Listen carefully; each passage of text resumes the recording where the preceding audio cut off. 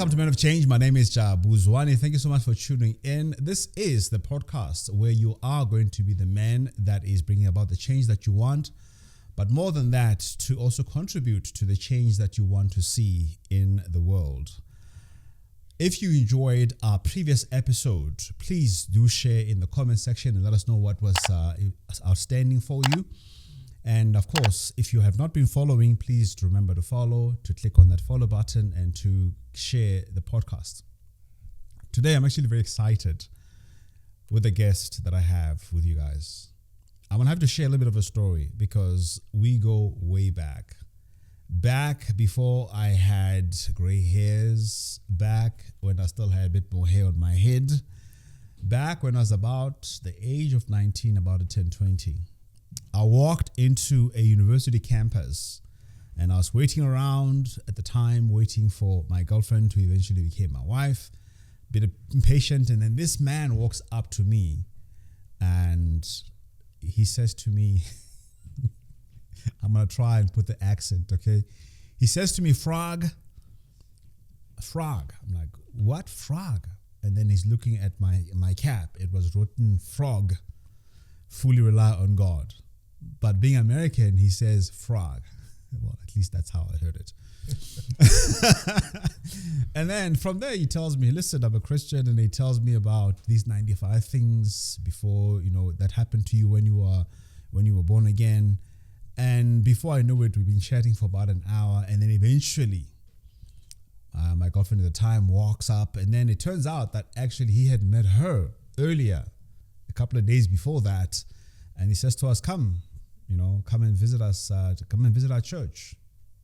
And then me being a good South African that I was, being polite, I say, yes, of course, we'll come and visit your church. But we didn't intend to visit the church. And then one day we are in a taxi going to our church.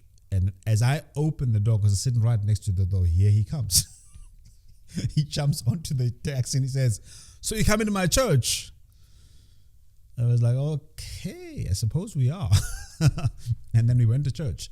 And then since then, literally, it has been a brotherhood, a friendship. It has been a pastoral relationship, a disciple relationship that has led to visiting over 12 countries together. My first international trip was me visiting him in Zambia. Mm-hmm. He's the man that forced me to have a passport. He's the man that taught me about presentation. And the story behind that was that I bought this gift at the anniversary of my relationship with my girlfriend at the time. And he was not happy with the way that I wrapped it up because it wasn't even wrapped up. And he says to me, come on, man, presentation is everything. And then we go back to the store and then I learn how to fold. He teaches me how to fold, what do you call this thing? A ribbon. And to make sure that the presentation. And so from that moment, I remember these words, presentation, presentation, presentation. So guys, without really wasting a lot of time, I'm very happy to introduce to you a brother of mine, a man that has been my pastor for a very, very long time. And as I've shared many different times, he is responsible for the big chunk of the man that I am today. So if there's anything wrong with me, I blame him. And if there's anything right with me, thank me for telling me how amazing I was to listen to him. So we have this morning with us, 2 days into the country, Pastor Renaldo Brown from Maryland, USA. Let's give him a hand, guys. Come on. So I thought we had guys in. Is anybody going to do a flate whistle? Does anybody know how to whistle in here? No? Yo, Doji. It's like a football match, Hey. Orlando Pirates or something. That's that kind of whistle. I know you hit the ground running. Yeah. And here you are this morning. Yes, sir. Not even 48 hours into the country. Thank you for coming. Thank you for having me. It's great to be here. Yeah. It's great to see. It's great to see content that promotes profit in people's lives. Yeah. So much of the content that's on the internet is not profitable. It's just public. Mm-hmm. It's just like people watching, people doing whatever they want to do and they want you to look at what they're doing. Yeah. I made this cake. I have this car. This is my room. This is my key. This mindless, really. Yeah. I mean, I think that's why I actually wanted to have you here today, because a lot of times people, make a lot of comments about the content that I put out there. Okay.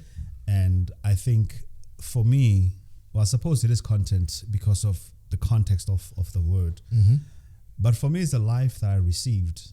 And a big part of that life I received living with you, traveling with you.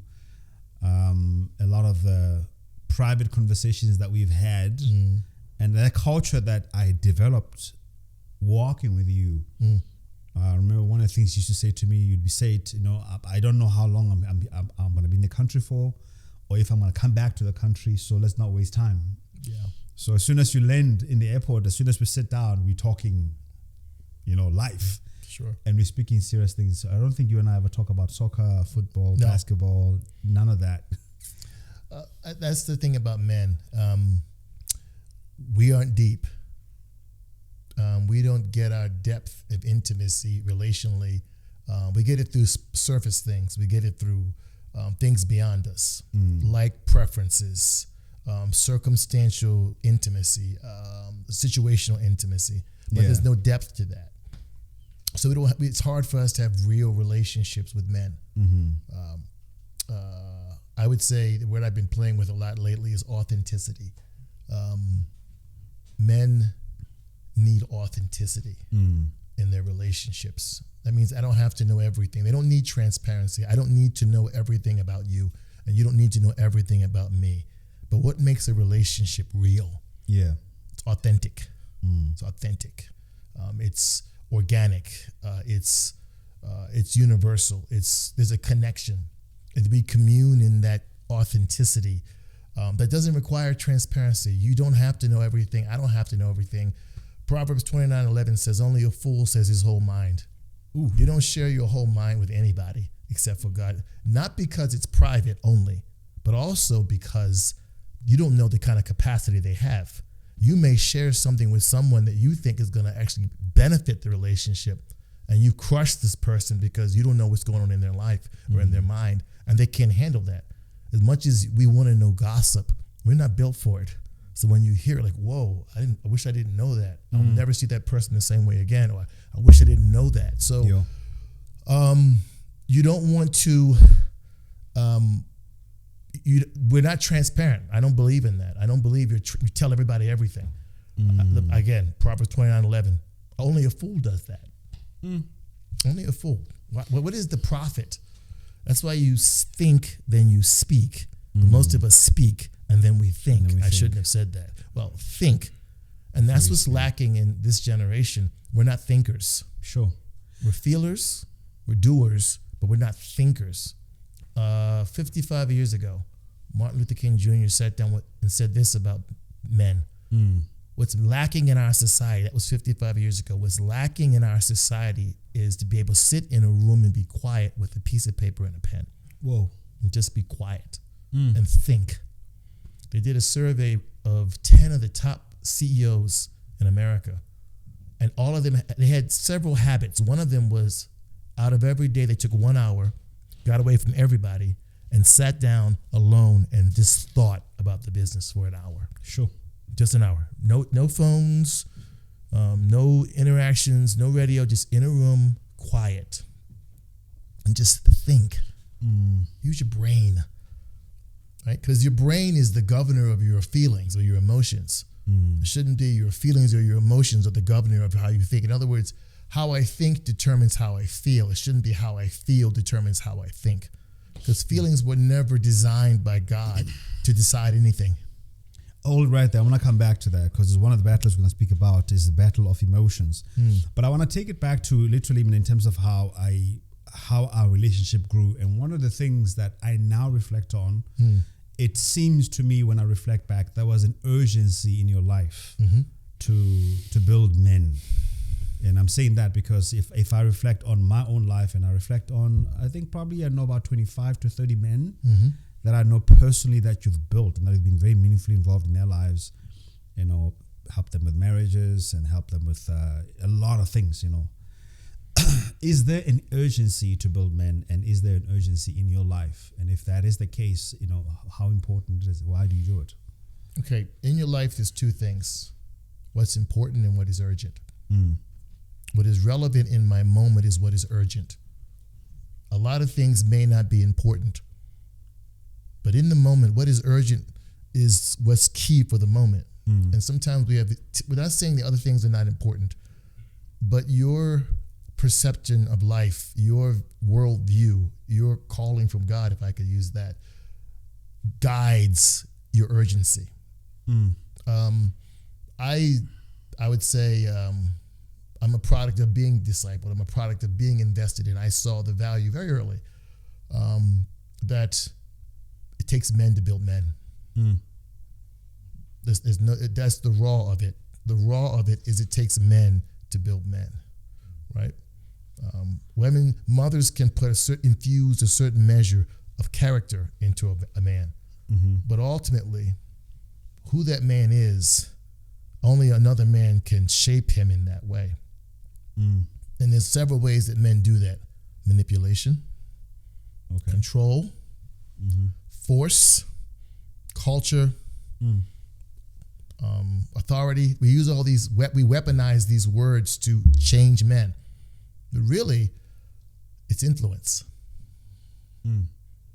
So when you have a sense of urgency to build, there's a sense to be influential in somebody's life.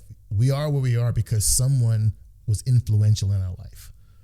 And men don't have enough influential men in their life, or they have the wrong kind of men influential in their life. If you have a man who doesn't operate with integrity as a man, whatever he is, and he's influential in your life, he's going to affect you. Proverbs 20, verse 13:20 says this: he who seeks to be wise puts himself with wise men, but a companion of fools is soon destroyed. Your mother was right when she talked about the company that you keep, because in 1 Corinthians 14, all voices have influence. Everybody in your world has influence. So you got to be careful who's in your, what I call your hot 50. Most of us have about between 30 to 50 people that I would call relevant in your life. You talk to them and they talk to you once a week. You call them, they call you. You pick their calls, they pick your calls. They're your relevant 50. And when you're not in someone's relevant 50,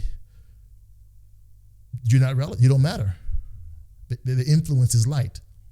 Getting back to your question, from what I perceive God's call on my life involving pastoring, developing, I saw that as a whole, that men were not building men anymore. Men were manipulating men. Men were using men.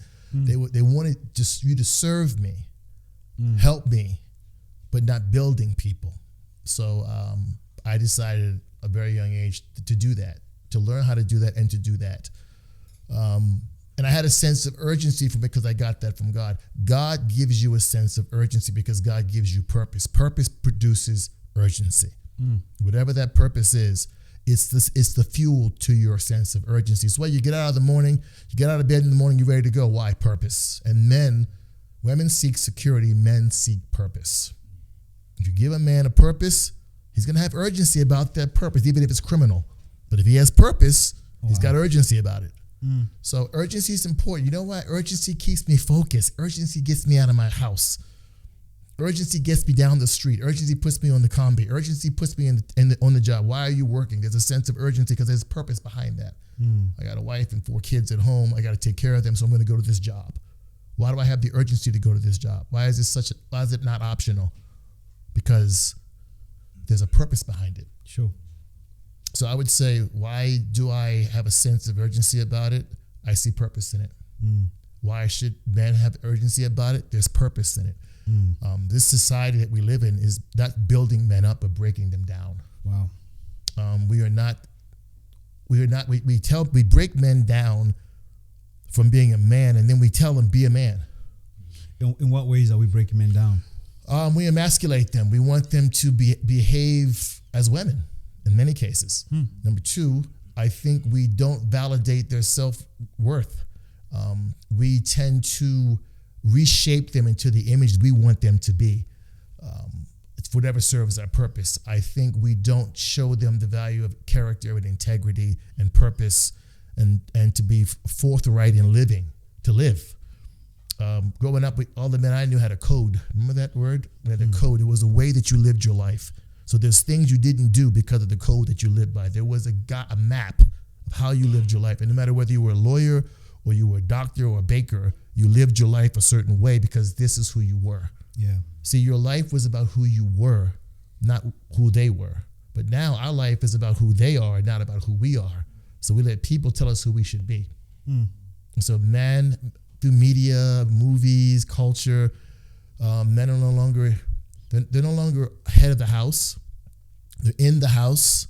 You watch sitcoms and television. The dad is always, he used to be honorable. Now you look at television, the movies, he's like a fool. He's a clown. He's a jokester. He's a ha guy. No one takes him serious.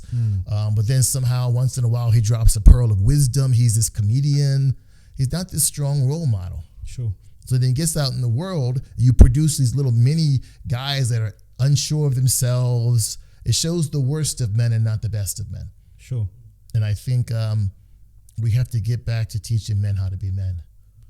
I think on that, I want to really get into then what I call as part of the Men of Change, the 12 battles. Okay. And you're touching on quite a few of them already, and I'd like us to get into that.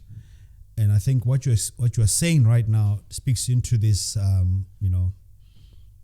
identity crisis. I think what you've explained now is a lot of confusion around who is a man or what is a man. Is what a man does. Is it about what he does, what he has, what he doesn't have?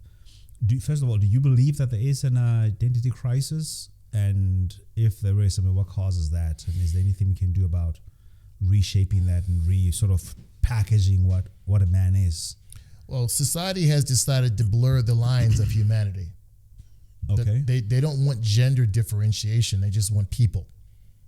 So they've homogenized masculine and feminine into one person. They've done it with perfumes. They've done it with clothes. They've done it with jobs. They just want everybody to be the same. But anatomically, we don't look the same. But they want us to be the same. Have to think the same way, even though we think differently. No, think the same way. Think this corporate way of people.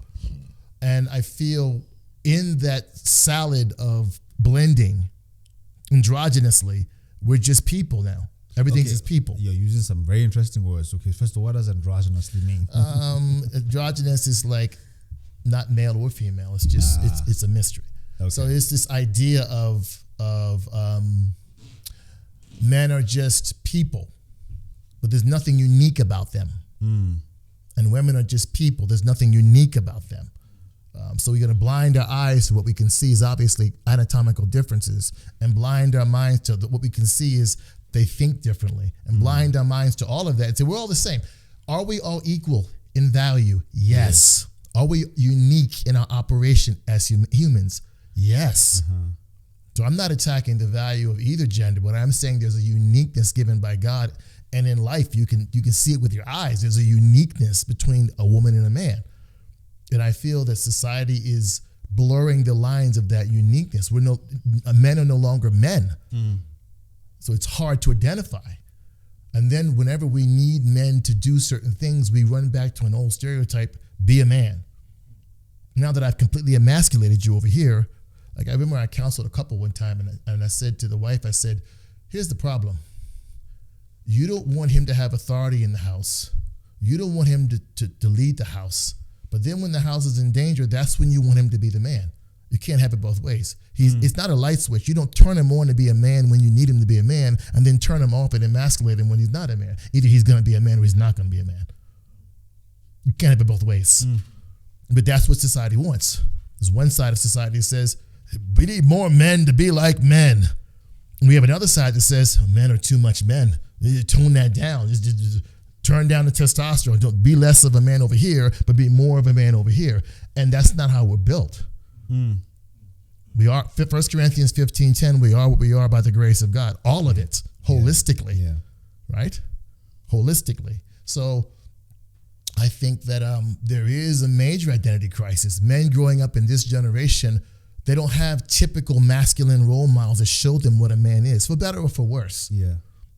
And the opponents of what I'm saying will say, well, this part of being a man is bad. Yeah, it's true. But this part of being a woman is bad too. You can't tell me that, okay, that everything is right on both sides. Mm-hmm. So making the man more like a woman does not make him a better man. It doesn't. We're not trying to build a better man. We're just trying to build men. Jesus didn't die to build a better man, right? Your faith is not building better men. Your faith is about learning who you are in Christ as a man, and then walking in your journey with that by faith. And God does that. But I think identity crisis, culture and society cannot tell me who I am because culture changes. So think that through. When you were 20, culture said you were this. When you're 40, culture says you're this. So as culture and society changes, so does your identity change. So of course there's an identity crisis.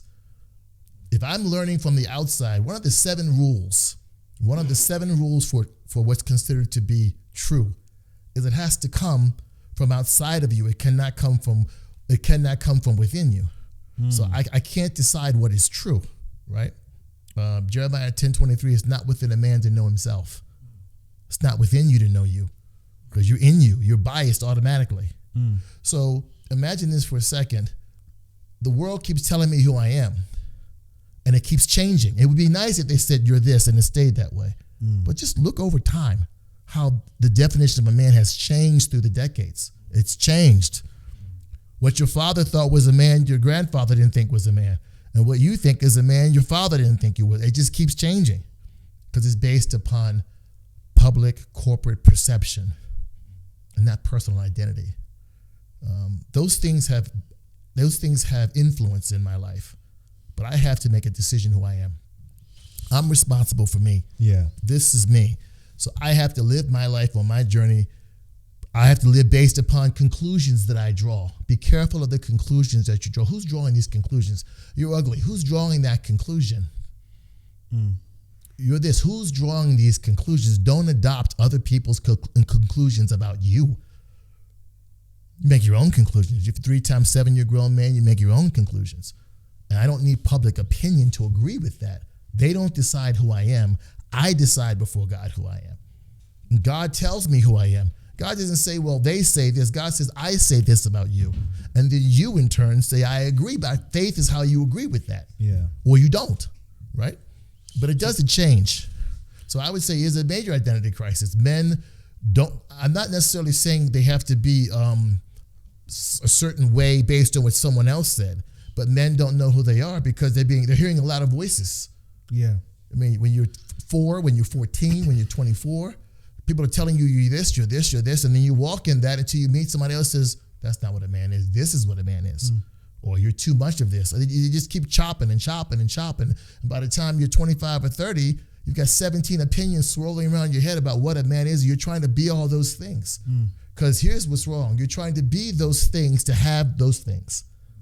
Society wants me to be this way, and if you be this way, you'll have this. But then when you have this, you lose who you are.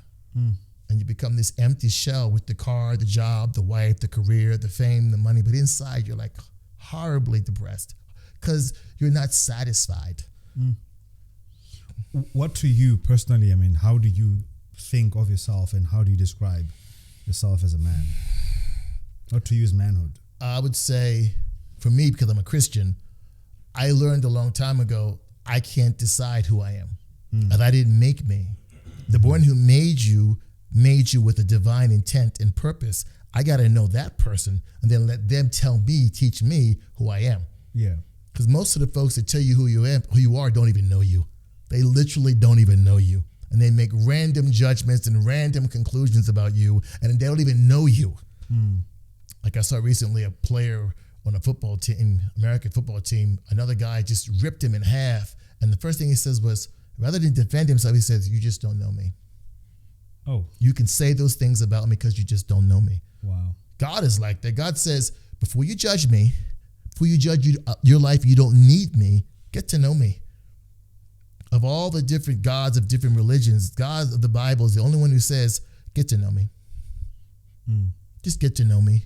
before you decide what to do, get to know me.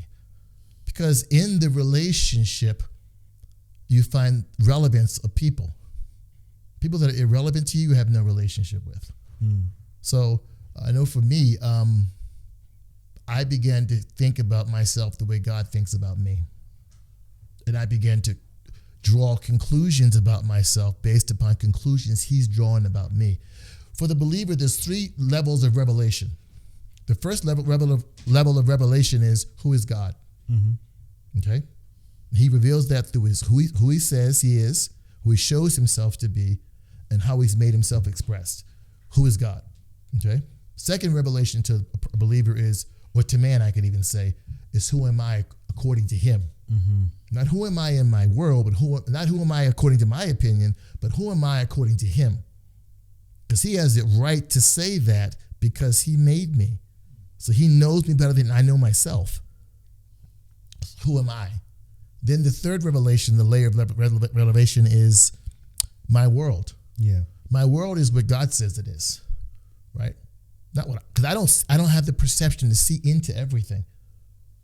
We're fooled every day. That's why the word fool in the Bible literally means one who's not thinking with God. You can be an intellectual and be a fool. Scripturally, it's someone who's not thinking with God. You know why? When you think with God, you see things as they are. And when you don't, no matter how organized it is, it's just a lie. Yeah. It might be factual, but it's not the truth. And that's interesting. Be careful. If you live by the facts of life, they become your truth. But if you live by the truth puts your facts in perspective. So I'd rather live by the truth because it organizes the facts based upon perspective. But if you don't have the truth, all you have is information, facts, you're responsible to organize those facts. And as you organize them, they become your truth. That's why guys run around with a bunch of facts. This is what I think. Okay, there's your bunch of, this is why I think this way. This is your facts, but it's not the truth. But because you don't know the truth, it's become your truth. Is that why the Bible says in 1 Corinthians 8, was it 1 and 2, that knowledge puffs up? First of all, you don't know anything as you ought to know it. And that knowledge puffs up. Yes, verse 1. And then it says in verse 2, this is interesting. It says, you don't know anything the way you need to know it. That means 2 things. That means, number 1, no matter what I know, it's not enough. On your journey of faith, you're a learner. Once you know everything, you're no longer a learner. You've got to protect this position of being a learner, because that's the only way you're going to grow. You stop learning, you stop growing. You stop growing, you stop living. So how do I keep growing? You got to keep learning, which means Paul is saying in 1 Corinthians 8:2, you haven't, no matter how much you think you know something, there's more of it that you can know. Number 1. Then number 2, the things you don't know you don't know them. So how do you know them? You don't. Sure. So Paul is saying there, he's saying, as much as you think you know something, you absolutely don't know anything. He says in Philippians chapter 3, he says it in verse 10, after 18 years as an apostle, after 18 years, he says that I may know him. I don't know him. I really don't. So I think I've got to be careful. Like you quoted 1 Corinthians 8:1, knowledge puffs up. The word there literally means it makes you a critic. The more you know, the more you critique. And by the way, low-key secret, the more you know about somebody else, the more liberty you have to criticize that person. That's why I said you don't share your whole mind with people. Life is not an information dump. I'm not a library. I'm not trying to collect information about their lives, because the more you know about a person, the more prone you are to criticize that person. Why do you think you criticize yourself so much? Because you know yourself so much. No one criticizes you more than you, because no one knows you more than you. Yeah, that's what knowledge does. Because it makes you think, I know this situation. I know this person. I'm smart. I know. On that very same note, I mean, I think there's, this is my opinion, I think that intelligence has been one of those measures of men, of how we measure men. It's a metric. It's one of the metrics. And my question to you is that do you ever feel the pressure as a man, and do you think that men have that pressure to know stuff to the degree that sometimes we pretend we know what we don't know, and as a result kind of impacts our growth a little bit? Sure. That's a thought I have in my mind. So I mean, what are your, in line with what was just said now, and because of, I suppose, again, so many contradicting ideas about what manhood is, and how does that play into then the crisis? If it is, if it is true that knowledge is one of the metrics that we use to sort of gauge a man's intelligence, and as a result also gauge. We gauge worth. Men. Yeah. If you 8 men walk into a room, we're measuring each other. Yeah. Oh yeah, I'm sizing you up, you're sizing me up. We're measuring each other. When you meet a man, you size him up. Women don't do that. They observe, but they don't size up. They're different. And they look into. Women look into. Men don't look into. We just kind of perceptively from a distance size men up. Like I remember. I can take him down. Well, interesting story. I was reading a story about Mike Tyson at 22 years old. He says, "Do you know what it's like to walk into a room and be the most powerful man in the room, visibly?" He said women would just fall over him. Men would just either fear him or respect him. And these guys, like lawyers, doctors, professors, it didn't matter because visually he was the most powerful man in the room. And men walk in a room. When you meet a man, you don't know it, but subconsciously you're sizing that guy up. You're measuring who you are against him. You might measure his looks. You might measure what you surface observe, but you're sizing him up. And this is interesting about men. Let's use a ranking scale of 1 to 10. If you see yourself as a 4, you're not hanging out with the 1s. You're going to gravitate to a 6. You're too scared of the 8s, but you're going to gravitate to a 6 because you're a 4. You wish you could be a 6. So if I hang out with the 6s, maybe I'll be perceived as a 6. Then you get in that group and you try to validate your right to be there. So then you're competing a little bit. You're showing a little bit. You're expressing, trying to validate that, and you're subliminally seeking validation from those other men to make me feel like I'm that guy. Yeah. Right. So I would say intelligence is just a metric that men size each other up in society. And society has taught us to use intelligence as a metric for value. I remember a guy I had in the church that I pastored. He didn't have a 4th grade education. He was a farmer. One of the most wisest men in the church. Wise guy. Knew a lot about life. But by the metric of intelligence, he was not a real man. He wasn't educated. He wasn't an intellectual. He wasn't intelligent. Intelligence speaks more about your ability to know than what you know. It doesn't speak so much about what you know. It's your ability to know. It's an ability. Yeah. It's a life ability to know. There's a lot of things that feed into intelligence. It could be sensory. It could be experience. You see guys that have great grades and they're not intelligent. Right. So we assume because the guy's a professor, he's intelligent. No, he just passed. He took the classes and passed. He's a lawyer. He's intelligent. No, he's not intelligent. He just went to law school. It doesn't make him intelligent. Many guys skate through. They don't go to school to learn anyway these days. They just go to school to pass. No one goes to school to learn. They just go to school to pass. Confirm what I want to be, and then they find a way to get through. How can I skate? So there's no real deep education happening in our higher education. Sure. Guys are just there to pass. What do I need to get past this class? It's a hurdle. But to actually glean and learn, again, you have to have the attitude of being a learner. And I think if there was a skill that any man I would recommend to you that you cultivate is that. To be a learner requires humility, number one. You have to actually say to yourself, I don't know this. I want to know this. I want to learn this. Do we have an issue as men sometimes to say, I don't know? I think we have an issue as human beings. It's called pride. Yeah. It's easier to say that I know than to say I don't, right? Because there's security that I know. That goes back to 1 Corinthians 8:1. Knowledge puffs up. I know something versus I don't know. A friend of mine, his wife said to me one time, I didn't finish secondary school. And it would always hurt me. I would get in job situations like I don't know anything. And I would feel, but then I learned something about people. All the guys that I thought knew something don't know anything. So I said, I thought they all knew. None of them know, she said. Number two, she said, and they're all afraid to ask. So she would just be dumb and ask. And then she ended up surpassing all of them. So she had the heart of a learner. Number one, I don't know, but I'm humble enough to ask. Because this generation wants to be taught but not corrected. Teach me, don't correct me. See? If I don't want to be wrong, then how can you be right? If you're not willing to be wrong, how can you be right? Because correction is part of the process of learning. The Greek word in the New Testament for teaching, it speaks of a process. And part of that process is getting it wrong and being corrected. So if you're not willing to be corrected, you can't grow. Is it teach me or is it give me information? Well, that's the key. What am I here to learn? Or am I here to validate? Like I had a guy come in one of my Bible colleges years ago and say to me, okay, I know what you're teaching. I just need to validate that, make sure that I know what you know. I said, so you should probably leave today because you're not here to learn. You just want validation. You can get that on a street corner. There's a guy down there that will validate you. Now he's drunk, but make no mistake, he'll validate you. He'll make you amazing.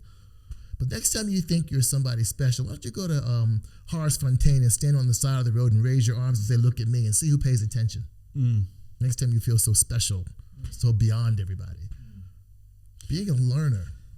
So my question to you is this, because I experienced this, of course, I mean, walking with you for so long, and I've observed it, and I've seen it also with other men.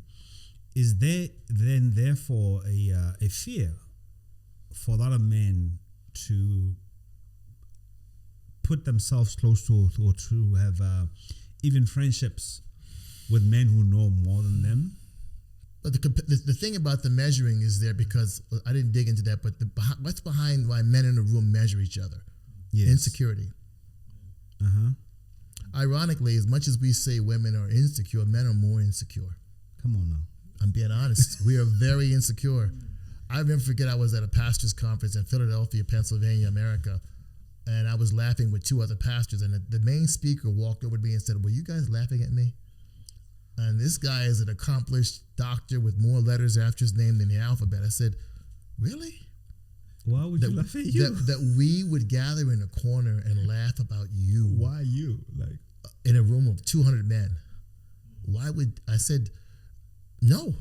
But I understood right away. I said, men are very insecure. So we seek, that's because we don't have what I call personal value.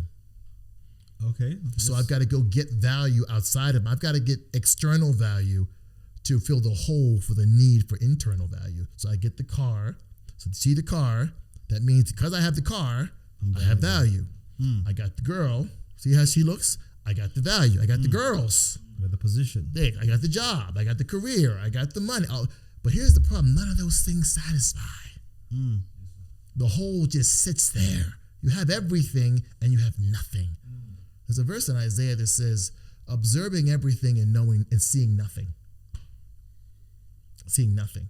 Which reminds me of that, it's 1 Corinthians 3:7, learning but never coming to the knowledge of truth. Yeah, 2 Timothy 3 talks about that. It says, ever learning but never coming to the knowledge of the truth. Yeah. It's interesting that we compete because we're insecure. If you have personal value, what the other person have doesn't move me. You got a Lamborghini, enjoy that. Have that, enjoy that. I'm happy for you. I'm content. I'm satisfied in who I am and what I have. I could appreciate more, but I don't need more to validate who I am.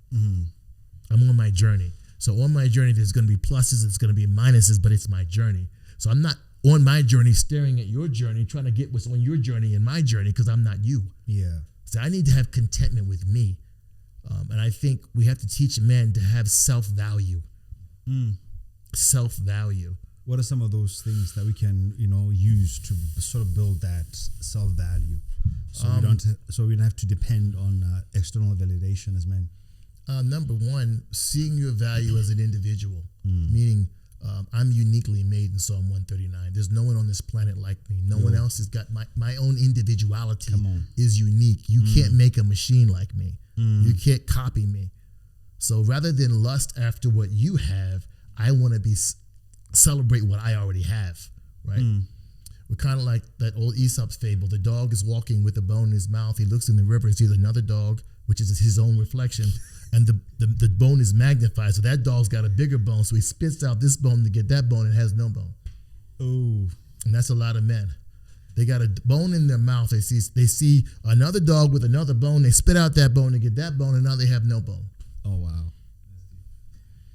So all a bunch of men, and of course, that the metaphor works for men, dogs. So men walk around with bones in their mouth. And his bone's bigger than my bone. And now where's your bone? I don't know. I lost my bone trying to get his bone. It's circular thinking.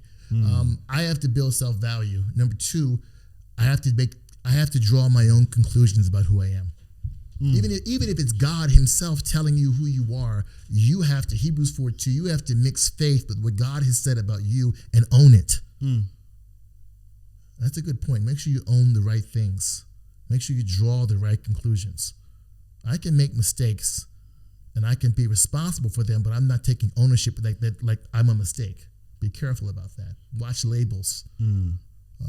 No one puts more labels on you than you do. Sure. And then you spit them out when you talk to people. And when you're spitting out your mouth, you've been saying in your brain all day. So I would say be careful of conclusions. Be open.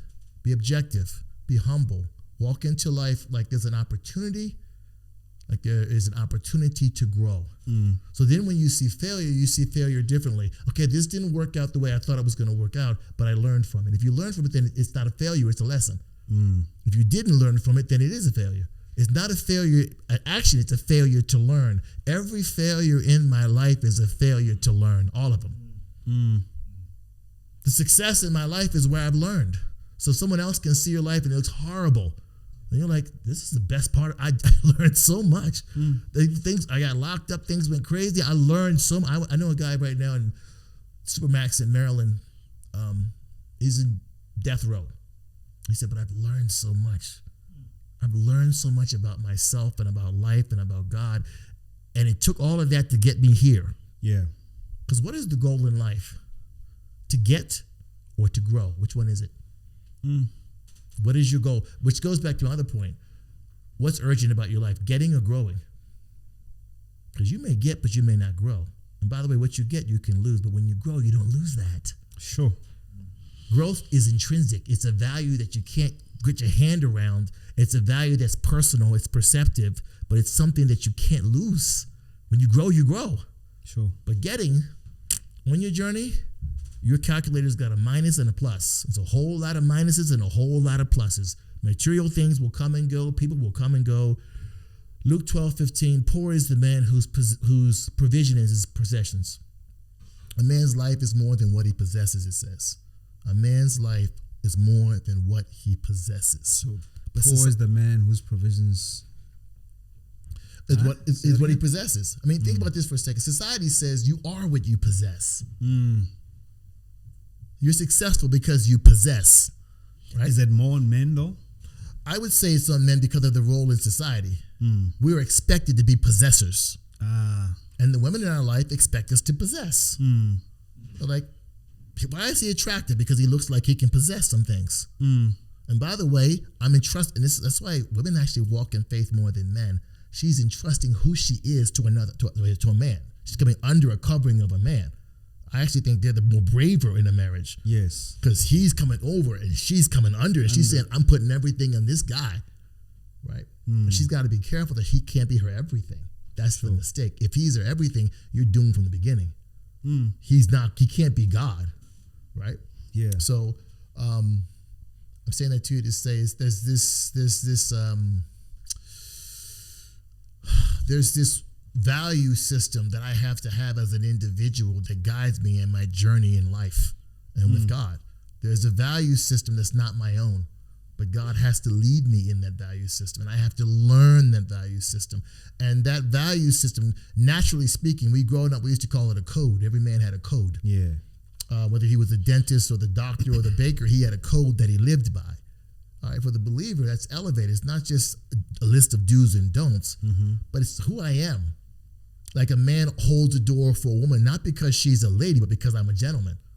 So it's not even about her. It's about me. I'm opening the door for you. If she doesn't say thank you, it doesn't matter. I didn't open the door to get a thank you. Yeah. I opened the door because I'm a gentleman and that's what I do.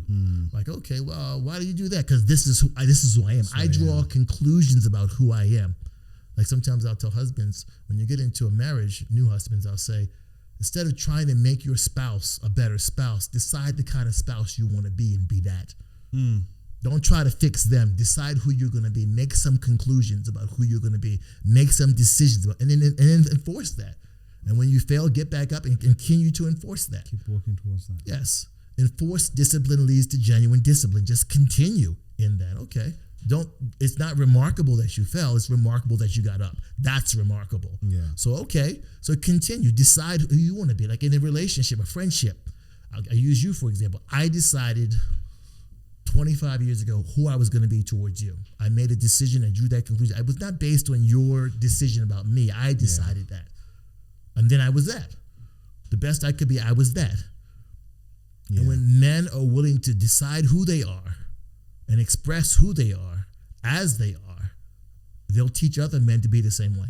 And along with that comes character, comes integrity, comes purpose. You ask the average man, why are you here? That's an empty conversation. Yeah. They're going to throw at you what society has taught them. You're here to work. Okay. What else? That's it. Well, you're here to get. Okay, to get what? Well, get that, and then what? Get the bag. Yeah, secure the bag. Secure the bag. Yeah, you know. Now I got the bag. Now what? Do you know, I've done suicide counseling for 20 years. The majority of the people that I've counseled aren't poor. They're not unsuccessful. They're very successful and empty. There was a lady I used to counsel here in Johannesburg years ago. Lived just outside of Sandton. Well, that's not Johannesburg. Anyway, just outside of Sandton. Beautiful house, husband. She was a businesswoman. Anyway, she had like 2 kids. She was taking antidepressants every day. Plus, I was counseling her. And I said to myself, on the outside, she has everything. On the inside, she's a broken woman. What good is success and you're successful and bitter and you're miserable? What is that? Be careful what you pursue. Because when you catch it, you're like the dog chasing the car. When you catch the car, what do you do with it? I think on that note, I mean, one of the battles is the battle, of course, of success. And the reason why I call that a battle is because, again, one of the early messages that I got from my life with you and also with Pastor Manny was the fact that most people, their biggest struggle is not actually the struggle of poverty or struggle of lack, but actually most people's struggle is with with success. Once you have what you want, the person, that permission to be yourself without sometimes not even realizing who have you all along been becoming. Because I suppose, I mean, in a struggle situation, you don't really get a lot of time to introspect and to really, go deep and understand who you are, because you're dealing with issues. They're right in front of you. There's only that time when you have that woman, when you have the money, when you have the house, when you have the positions of power, that for the first time, I suppose, you have the freedom to introspect. Yeah. And either people are comfortable introspecting or actually don't even want. And unfortunately, in that space, then they don't grow up to the same level of their success. Right. What is success anyway? Yeah. 1 John chapter 1 says, "He who finds the will of God and does it, that's success." But in life, what is success? We've let the world tell us what success is. The internet is flooded with people defining success for us. You're not successful if you're not doing this thing, if you don't have this. So your life ends up being a pursuit of what society sends you on a race to go get, to validate who you are. When you should know who you are, which will put in perspective what you get. So it's got to be the other way around. I'm so busy trying to fix my externals that my internal is bankrupt. So I have to focus on my internal, which puts my external in perspective. I can appreciate what I have. I don't get too low and I don't get too high. I'm even. What's missing in a lot of people's lives is balance, evenness. When they get and when they don't, who are you? Who are you? Who you are should not change based on what you have and what you don't have. Paul said, I've learned to be content in Philippians 4 in whatsoever state I am. And whether I bound or whether I'm a base, I'm the same guy. But how do we help men to manage that? Because, there's, as you said, there's so much pressure to have. And in an environment where there aren't many opportunities to have, how do we then help men to manage that sense of unworthiness and lack because of they don't have what society and even they think they should have? But here's what happened. Society took the role of teaching men how to be men. And men stopped teaching men how to be men. So how do we get back to that? We take that lesson away from society and give it back to men. Men teach men. That's what happens. That's what mentorship is. That's what discipleship is. That's what generational wisdom comes from. Men teaching men, which requires humility. It also requires urgency. It also requires strategy.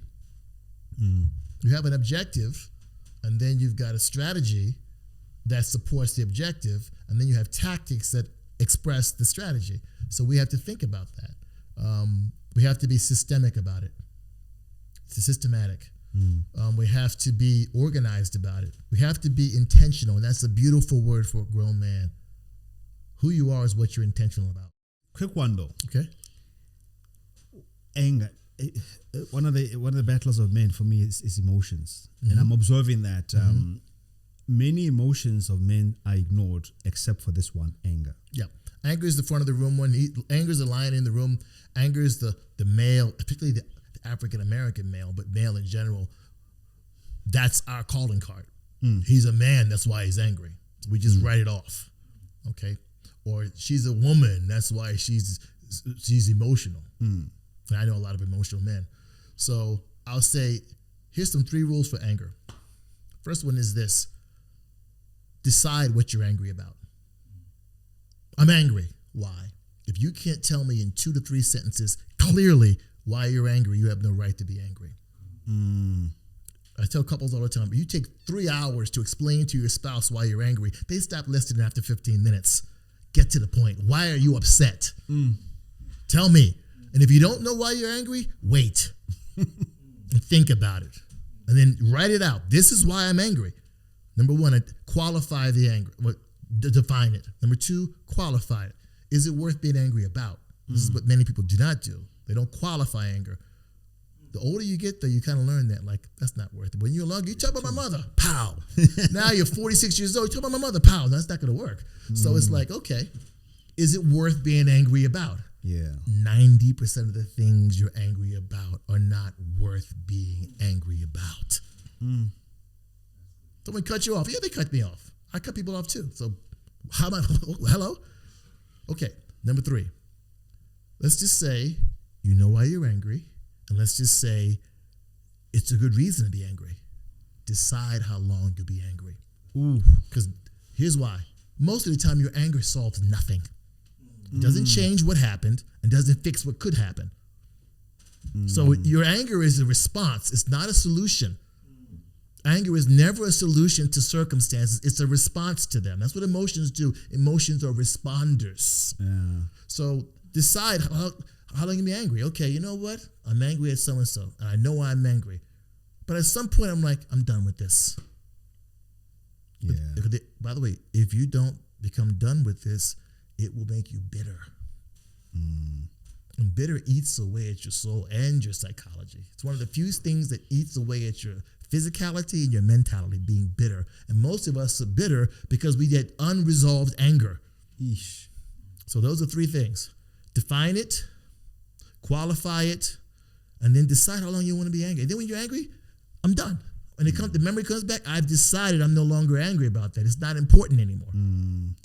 You might not be able to forget what happened, but take the authority out of it. Yeah. Take control. Your mind is the governor of your emotions. And anger is an emotion. Think through the anger. What am I angry about? Okay. Is it worth being angry about? How long will I be angry about it? And then keep it moving. It's not the last thing you're going to be angry about. Sure. That's my answer for that. So awesome. Thank you for that. That's amazing, actually. Closing thoughts. I mean, what is your final word to the young man, to the man out there that is saying, this is a lot. I don't even know how to process everything you said. I just need something. I just need some encouragement. What is your final departing word? Most men are missing a male figure that actually is influential in a positive way in their life. We have a lot of dysfunctional families, so fathers are not there. They don't have a lot of role models in society. Even in the church, there are not a lot of men that are great role models and actually care to invest. Find one. Draw near to one. Be humble, be a learner, and draw near and get influenced in a positive way. Sure. Spend less time on the internet and more time with people. Get with a godly man. Sure. Who can impact your life influentially. And then be patient. You're not trying to imitate that man. You're doing, the word is glean. You're gleaning from that man. You're getting from that man things. You're observe through observation and through life. Like in Mark chapter 3, and I'll close with this. When Jesus it says he called 12 disciples. He didn't call them to do anything. He just said, be with me. For the next 3.5 years, be with me. It's the strongest mentorship word in the Bible. It's called the with principle. The with principle is the strongest discipleship program in the Bible. The with principle, just be with. Even God does that with you. God says, let me just be with you. Yea, though I walk through the valley of the shadow of death, lo, you are with me, and I will never leave you. God is with you. Yes. He trusts that the influence of his presence in your life is impactful. And in a smaller scale, with you, I can say openly, you and I spent a lot of time together. Oh yeah, blending. The with principle. You're an example of that. The with principle. Like I said in Proverbs 13:20 about be careful who you're with, because they're very influential in your life. Sure. You hang around with drunkards, you're going to be a drunkard. If you hang around with guys that all talk, all go, and no show, you're going to be one of those guys too. Yeah. You know, check your hot 50. Who's in my world of relevance? Who are these people? Like when this is not the playground. I'm not looking for friends. I'm looking for people that are partners, not friends. Sure. So I mean, I want guys that they encourage me and I encourage them and I glean and they glean. That's what I'm looking for. Profitability in your adult relationships are supposed to be profitable. When we're 12 and 10, I want fun. But adult, mature relationships are built for profit, because in the profit there is purpose. Yeah. That's why I'm your friend. I'm not your friend because I've known you for 35 years and you've been a jackass for 35 years, and now because I've known you, I guess I got to keep hanging out with. No. Yeah. You are responsible for all of this. Yeah. Take accountability for it. I want to say, you know what? Thank you so much for making the time. But more than that, I want to thank you for being in my life for the last 25, 26 years. You paid me well. You know? Yeah. That's a joke. And I think, and I say this all the time, like, you know, and I don't think I've even told you this before. You know that you were the first man to tell me that you love me in my life. I didn't know that. Yeah. Okay. You were and I remember I used to feel very weird about that. All men didn't know what to do, what to say. Men feel weird when girls say it to us. You kidding me? Like, what? You know? Oh, yeah, me too. I started mumbling me too. I don't even know if it was me saying me too, but eventually I started to really own that, because I started to really, I think, realize that I have to live in the reality of what the statement means, because I've felt it, I've experienced it. And I want to say, I mean, thank you for being that man in my life, and for being that person that restored so much of my humanity and my hope in humanity. And many people ask me why I do what I do, and I can say this right now: you are a big part of why I do what I do. Why I'm okay meeting young men that I've never met in my life, and loving them and being okay being there for them.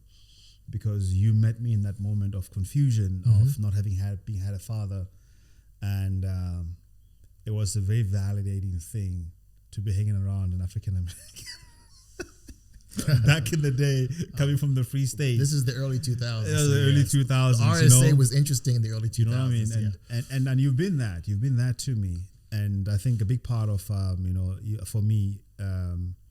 if I can put it that way. And I hope that sometimes when you sit and you think about your life and you see me, you realize that it is very much part of the legacy that God,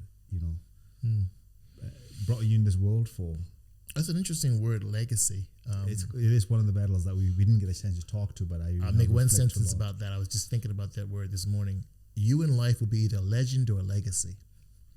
Ooh. If you're a legend, it's all about you. Ooh. How great was that guy? Wow. He was amazing. She was amazing. And then when you die, trust me, legends aren't remembered.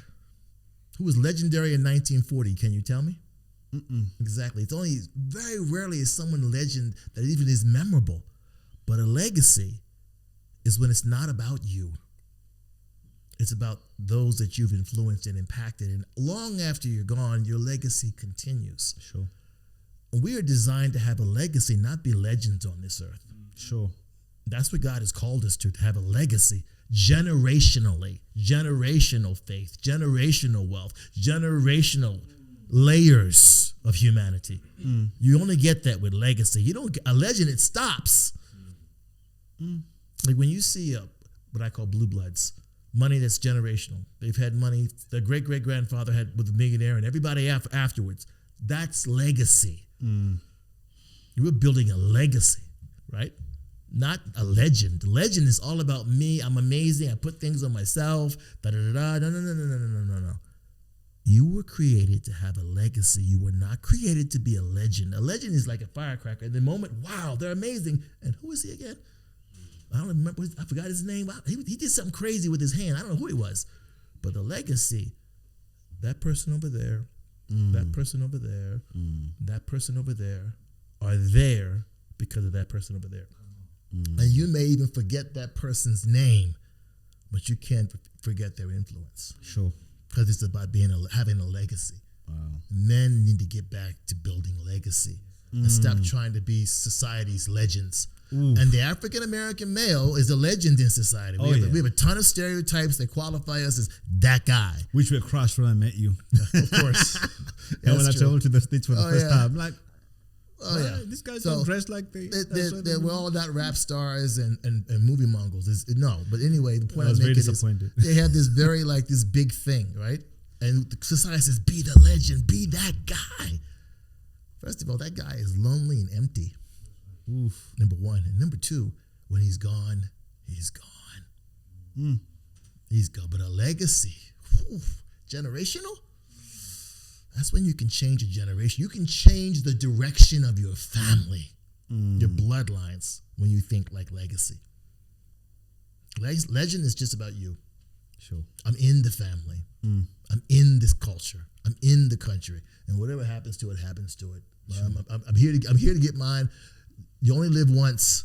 I'm living my best life. It's a sad thing to say. You're living your best life by yourself. Enjoy that. Oof. And when we bury you at your funeral, and none of these fans are going to come to your funeral, we'll bury you alone and you'll be forgotten. Wow.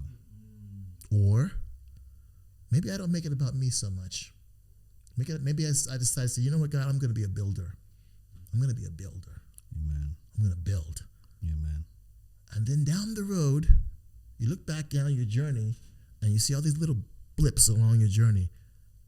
God used you to build that person, build that person. That should be a purpose every day. God, lead me to 3 people that I can build, that I can edify, that I can encourage in a small way. Yeah. Quick story. In America, one of the church that I work at, there's a Christian day school right beside it. And I came out of work one day, and there's 2 girls there. One girl I knew, because I fathered her. I said, hey, how you doing? Did dad come and pick you up? She goes, yes. I said, okay. And then the other girl instantly blurts out, but no one's coming to get me. They're always late. Da-da-da-da-da-da. She just goes off. I'm like, oh, okay. Then I said to her, do you know what? Maybe the reason why they're late picking you up is because you're strong enough to take it. The other ones would melt, but you're strong enough to take it. And that's going to pay dividends for you down the road, because you're never going to be dependent on someone else to get you where you want to be. And she looked at me and got quiet. What I didn't know, this is the best part of the story, somehow they got my phone number, and the mother called me and said, I don't know who you are, But what you said to my daughter outside of that school today, she said you're her favorite person in life. You're her favorite pastor. She just cannot stop talking about you. You can be a builder. Wow. It doesn't take much. Sure. As much as you can be a breaker, decide to be a builder. Oh, wow. Draw that conclusion. And by the way, God is so good, he'll reciprocate. He'll bring people in your life who build you. Be a builder, not a breaker. Well, again, Pastor Renaldo, thank you so much for your time. I really, really appreciate it. We don't have, I wish you could be here all day and have even more conversations, guys. Wasn't it amazing? Let's just give Pastor Renaldo a hand. Come on.